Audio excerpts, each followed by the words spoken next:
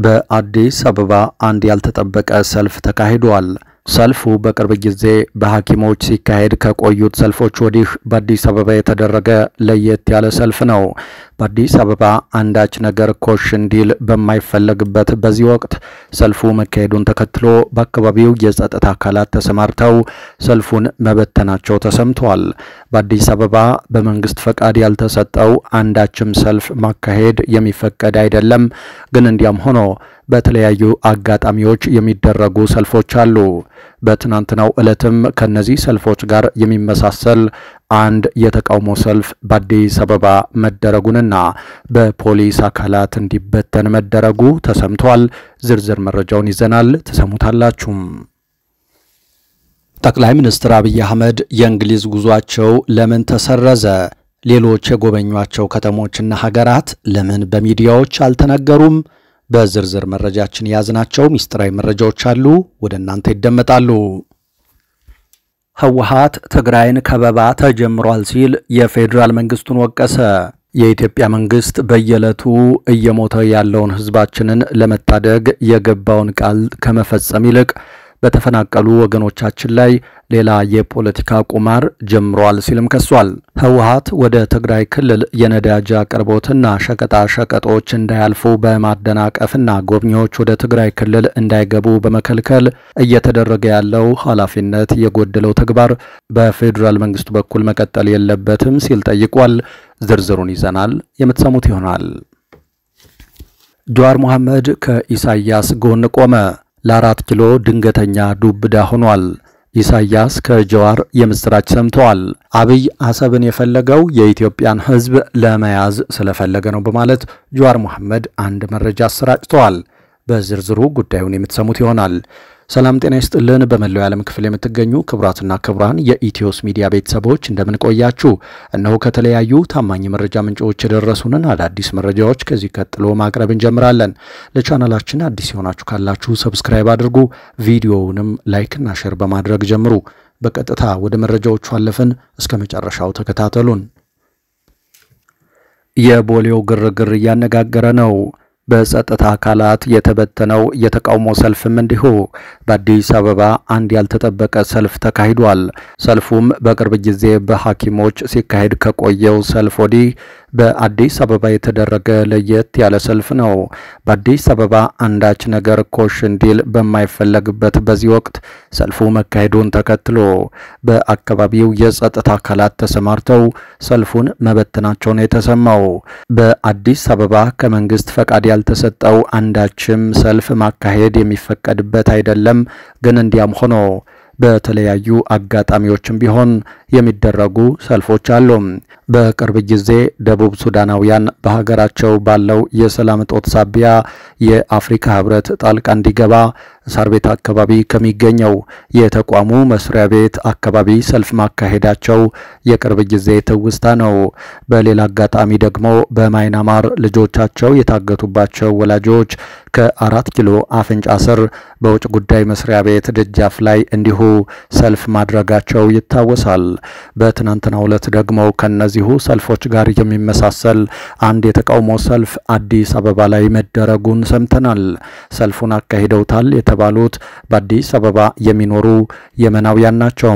ሰልፈኞቹ ወሎ ሰፈር አካባቢ በሚገኘው የተባበሩት መንግስታት ድርጅት ስደተኞች ከፍተኛ ኮሚሽን ቢሮ ላይ ነው ሰልፉን ያካሄዱት። የመናውያኑ በተቋሙ በራፍ ላይ ሰልፉን ያደረጉት መስሪያ ቤቱ የሚሰጣቸው ወርሃዊ ድጎማ መዘግየቱን ተከትሎ ነው። ይሁንና የመናውያኑ ሰልፋቸውን ሳያጠናቅቁ በጸጥታ ኃይሎች እንዲበተኑ መደረጋቸው ተሰምቷል። በአዲስ አበባ ጎዳናዎች በተለይ ደግሞ በቦሌ መስመር አሁን ላይ የመናውያን ሲለምኑ ይታያል። የመኖቹ በሀገራቸው ባለው ጦርነት ሳቢያ ከዓመታት በፊት ወደ ኢትዮጵያ የተሰደዱ ናቸው። ከየመናውያን በተጨማሪ በርካታ ሶሪያውያን ስደተኞችም በአዲስ አበባ ጎዳናዎች ላይ ይታያሉ። ከየመን በስደት ወደ ኢትዮጵያ የመጡት አብዛኞቹ ስደተኞች በኢትዮጵያ ባለው የሰላም እጦትና የኑሮ ውድነት ተማረው ከኢትዮጵያ መውጣታቸው ቢነገርም የተወሰኑት ግን አሁንም በዩኤንኤችሲአር እርዳታ ያገኙ አዲስ አበባ ላይ ይኖራሉ። ከሰሞኑም ሰልፍ ያካሄዱት እነዚህ አዲስ አበባ ላይ በየወሩ በዶላር ገንዘብ እየተቀበሉ ኑሯቸውን ሲገፉ የቆዩት ናቸው። በሌላ መረጃ የጠቅላይ ሚኒስትር አብይ አህመድ የእንግሊዝ ጉዞ ለምን ተሰረዘ? ሌሎች የጎበኟቸው ከተሞችና ሀገራት ለምን በሚዲያዎች አልተነገሩም? ዝርዝር መረጃውን እንሆም። ላለፉት ጥቂት ቀናት በአውሮፓ ጉብኝት ሲያደርጉ የነበሩት ጠቅላይ ሚኒስትር አብይ አህመድ ብዙም ሳይታሰብ ከሁለት ቀን በፊት ሀገር ቤት ተመልሰው የኢትዮጵያ ስፔስ ሳይንስና ጂኦስፔሻል ኢንስቲትዩትን ሲጎበኙ ታይተዋል።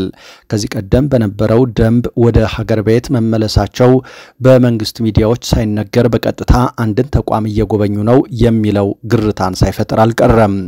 ከዚህ ጋር ተያይዞ ሚዲያችን ከዲፕሎማቲክ ምንጮች በዛሬው ዕለት የደረሰው መረጃ እንደሚጠቁመው ጠቅላይ ሚኒስትር አብይ ወደ አውሮፓ በተጓዙበት ወቅት በመንግስት ሚዲያዎች ከተነገረው ከጣሊያንና ከፈረንሳይ ጉዞ ውጪ በቱርክ አንካራና ሶፊያ ቡልጋሪያ ተገኝተው ነበር። ይሁንና ከአንዳንድ የቱርክና የቡልጋሪያ ባለስልጣናት ጋር በሁለትዮሽ ግንኙነት በኢንቨስትመንትና በቀጠናዊ ጸጥታ ዙሪያ ንግግር ቢያደርጉም ከሁለቱም ሀገራት ፕሬዝዳንቶች ጋር በቀጠሮ አለመመቻቸት ሳይገናኙ መቅረታቸውንና ይህም በሚዲያ እንዳይተላለፍ መደረጉ ታውቋል። በተመሳሳይ ወደ እንግሊዝ ለመጓዝ ታስቦ የነበረ ቢሆንም የእንግሊዝ ጠቅላይ ሚኒስትር ሰር ኬር ስታርመር በሌላ ስራ በመጠመዳቸው በዚህ ሰዓት መገናኘት እንደማይችሉ ስለታወቀ የለንደን ጉዟቸውን መሰረዛቸውን እነዚህ ምንጮች ለሚዲያችን ተናግረዋል። በሌላ በኩል ጠቅላይ ሚኒስትሩ ጣሊያን ተገኝተው የሀገሪቱን ጠቅላይ ሚኒስትር ጆርጂያ ሜሎኒን ሮም ከተማ ከማግኘታቸው በፊት ቀለል ያለ የጉብኝት ጊዜ በጣሊያኗ ቬኒስ ከተማ አድርገው እንደነበር እነዚሁ ምንጮች ጠቁመዋል። በዓለም ዕውቅ በሆነችው የቬኒስ ከተማ ካለ ሚዲያ ጋጋታ አጭር ጉብኝት ተደርጓል ብለው ማረጋገጫ የሰጡን ስማቸውን የማንጠቅሳቸው አንድ ምንጫችን ናቸው። ጠቅላይ ሚኒስትሩ በአውሮፓ ጉብኝታቸው ወቅት ከኤርትራ ጋር እየተካረረ ስለመጣው ግንኙነት፣ የኢትዮጵያን የባህር በር የማግኘት ፍላጎት፣ የአውሮፓ ሀገራት በመጪው የአይኤምኤፍ የኢትዮጵያ ግምገማ ወቅት ድጋፍ በሚሰጡበት እንዲሁም መስከረም ወር ላይ ለህዳሴ ግድብ ምርቃት እንዲገኙ የጋበዙበት መሆኑን ሰምተናል።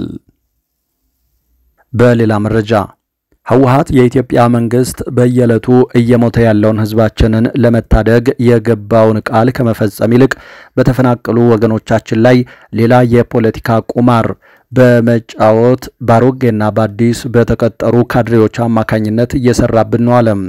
ወደ ትግራይ ክልል የነዳጅ አቅርቦትና ሸቀጣ ሸቀጥ እንዳያልፍ በማደናቀፍ ጎብኚዎችም ወደ ትግራይ እንዳይገቡ በመከልከል እየተደረገ ያለው ኃላፊነት የጎደለው ተግባር ነው በማለት ተችቷል።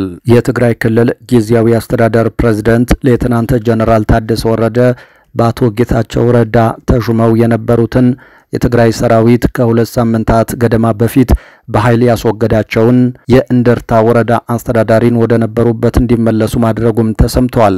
ጀነራል ታደሰ ወረደ በአቶ ጌታቸው ረዳ ተሹመው የነበሩና የአንድ ወረዳ አስተዳደር ሹመኞች ወደ ነበሩበት ስልጣን እንዲመለሱ ትናንት በጻፉት ደብዳቤ ወስኛለሁ ብለዋል። የትግራይ ሰራዊት በኃይል ከቢሮአቸው ባስወጣቸው የወረዳ አስተዳዳሪዎች ምትክ አዲስ ኃላፊዎች ተመድበው እንደነበርም ይታወቃል። ሆኖም በድርጊቱ ዙሪያ ህዝባዊ ተቃውሞ መቀስቀሱን ተከትሎ ነው ጀነራል ታደሰ አስተዳደሩ ወደ ነበረበት እንዲመለስ ትናንት በጻፉት ደብዳቤና ተደረገ በተባለ ስብሰባ ወስኛለሁ ያሉት። ጀነራል ታደሰ በዚሁ ትዕዛዛቸውም የወረዳው አስተዳደር በኃይል የተወገደው ከወረዳው ምክር ቤት ውሳኔ ውጪ እንደሆነ መጥቀሳቸውን ዘገባዎች አመልክተዋል። ጀነራል ታደሰ የክልሉ ፖሊስ ትዕዛዙን እንዲያስፈጽምና አስተዳደሩን በኃይል እንዲወገድ ያደረጉት አካላት በህግ ተጠያቂ እንዲሆኑ ትዕዛዝ መስጠታቸውም ተሰምቷል። ይህ በእንዲህ እንዳለም የተፈናቀሉና የተሰደዱ ወገኖቻችን ወደ ቤታቸው ይመለሱ፣ የነዳጅና የሸቀጣሸቀጥ ምርቶችና የቱሪስት እገዳ ሊቆም ይገባል በማለት ህወሓት ተቃውሞውን አሰምቷል። ህወሓት የትግራይ ህዝብ ላለፉት 4 ክረምቶች በብርድ በረሃብና በስቃይ እየተሰቃየ ያለው ህዝባችን አፋጣኝ መፍትሄ እንዲሰጠው የኢትዮጵያ መንግስት ተደራዳሪ አካላትና ዓለም አቀፉን ማህበረሰብ በተደጋጋሚ እየተማጸነን እንገኛለን ብሏል። ነገር ግን የኢትዮጵያ መንግስት በየዕለቱ እየሞተ ያለውን ህዝባችንን ለመታደግ የገባውን ቃል ከመፈጸም ይልቅ በተፈናቀሉ ወገኖች ላይ ሌላ የፖለቲካ ቁማር በመጫወት ባሩጌና አዲስ በተቀጠሩ ካድሬዎች አማካኝነት እየሰራ ነው ብሏል። ህወሓት የኢትዮጵያ መንግስት ከዚህ ኃላፊነት የጎደለውና ከፕሪቶሪያ ስምምነት ውጭ ወጥቶ የተፈናቀሉ ወገኖችን አምስተኛውን ክረምት በኬንዳ አስከፊ ህይወት እንዳያሳልፉ ግዳጁን ሊወጣ ይገባል ብለዋል። በአማራ ክልል በተለያዩ ቀጠናዎች በመንግስት ኃይሎችና በፋኖ ኃይሎች መካከል የሚደረገው ውጊያ ተጠናክሮ ቀጥሏል። በሰሜን ወሎ ዞን በፋኖ ኃይሎችና በመከላከያ መካከል ከወትሮ በተለየ መልኩ ሰሞኑን ያገረሸው ውጊያ በዛሬው ዕለትም ተባብሶ መቀጠሉን ነው ከስፍራው የሚደርሱን መረጃዎች የሚያመለክቱት። ትናንት ግንቦት 21 ቀን 2017 ዓ.ም ከእኩለ ቀን ጀምሮ እስከ አመሻሽ ድረስ በሙጃ ማርያምና በሌሎች ቀጠናዎች ላይ ከባድ ውጊያ መደረጉን የአካባቢው ነዋሪዎች ተናግረዋል። በቀጠናው ውጊያው የተቀሰቀሰውም መነሻውን ሙጃ ማርያም ያደረገና በበርካታ ኦራሎች የተጫነ የመከላከያ ኃይል በፋኖ ኃይሎች ቁጥጥር ስር ወደሚገኘው ወደ ወንዳች ቀጠና ለመግባት በመሞከሩ ነው ተብሏል።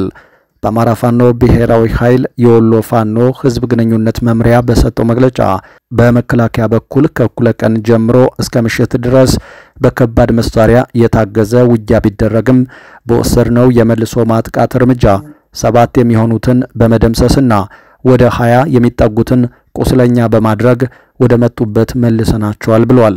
ከዚህም በተጨማሪ ግዳን ወረዳ መቀመጫ ከሆነችው ሙጃ ከተማ የተነሱ እነዚሁ መከላከያዎች ወደ ወንዳች ወደ ይባርና እንጃፋት ቀጠና እየተጓዙ ባለበት ወቅት መንገድ ላይ አድፍጠው በጠበቋቸው የፋኖ ኃይሎች ጥቃት ተፈጽሞባቸው ከፍ ያለ ጉዳት መድረሱንም ጨምረው ገልጸዋል። በሙጃ ማርያምና በወንዳች ቀጠና ከመከላከያ ጋር በተደረገው ውጊያ ድል ያስመዘገቡትም በአማራ ፋኖ ብሔራዊ ኃይል በወሎ ላስታ አሳምነው ኮር ስር የሚገኙት የጥራሪ ክፍለ ጦርና የተከዜ ክፍለ ጦር 2 ሻለቃዎች በጋራ በመቀናጀት ባደረጉት ተጋድሎ ነው ብሏል። የህዝብ ግንኙነቱ ባወጣው መግለጫ በተጠቀሰው ቦታ እስከ ምሽት ድረስ በተደረገው ውጊያ ከመከላከያ በኩል እስካሁን የተሰጠ ምንም አይነት መግለጫም ሆነ ማስተባበያ የለም። በሌላ መረጃ ጀዋር ከኢሳያስ ጎን ቆመ። ለ4 ኪሎ ድንገተኛ ዱብዳ ሆኗል። ኢሳያስ ከጀዋር የምስራች ሰሙ። አብይ አሰብን የፈለገው የኢትዮጵያን ህዝብ ለመያዝ ስለፈለገ ነው ብሏል። ጀዋር መሐመድ ባወጣው መረጃ አሰብንም ሆነ የባህር በር በጦርነት ለማምጣት መሞከር መዘዙ ከባድ ነው ሲል ጀዋር መሐመድ ተናግሯል። ያቶ ጀዋር ንግግር ለአዲሃሎ ሰቦች ፌሽታን ሲፈጠር ለ4 ኪሎ ሰቦች ዱብዳ ሆኖባቸዋል። ከሰሞኑ ከቀድሞ የሰላም ሚኒስትር ታዬ ደንዳ 4 ኪሎን አስቆጥቶ የአስመራን ሰቦች በደስታ ካስፈነደቀው ወደብን ከተመለከተ ሐሳብ በኋላ አሁን ደግሞ ዕውቁ ፖለቲከኛ ጀዋር መሐመድ ሲደግመው በብዙዎች ዘንድ አግራሞትን ፈጥሯል። የጀዋር ንግግርን ተከትሎ የተለያዩ አካላት ተከፋፍለው የራሳቸውን ሐሳብ እየሰነዘሩና እየተነጋገሩበት ይገኛሉ። በዚህም አብዛኞቹ የጀዋር ሐሳብ ከኢሳያስ ጎን መቆሙን ያሳያል በማለት ይህን ሐሳብ የሰጡ ሲሆን ትክክል ነው፣ አንዳች የሚጣል የለውም የሚሉትም ቁጥራቸው ትንሽ የሚባል አይደለም። የባህር በር መኖር ለየትኛውም ሀገር ኢኮኖሚና ደህንነት ያለው ጠቀሜታ ከፍተኛ ቢሆንም አብይ አህመድና የብልጽግና ደሴት ነዋሪዎች በኢትዮጵያ ውስጥ እየደረሰ ካለው የኢኮኖሚና የጸጥታ ቀውስ የህዝቡን ትኩረት ለማስቀየስ እየተጠቀሙባቸው ካሉት ዘዴዎች አንዱ የባህር በር ፕሮፓጋንዳ ነው ሲል ነው ጀዋር መሐመድ ንግግሩን የጀመረው። ፖለቲከኛው ቀጥሎም ባህር ስለማያዋስናቸው ወደብ የማግኘት እድል የላቸውም። ይህንን እድል ካጡ ሀገራት አንዷ ኢትዮጵያ ነች። ሀገራችን የባህር በር ያጣችበት ምክንያት ውስብስብ ከሆነው የዘመናዊት ኢትዮጵያ ሀገረ መንግስት አፈጣጠር ጋር የተያያዘ ነው።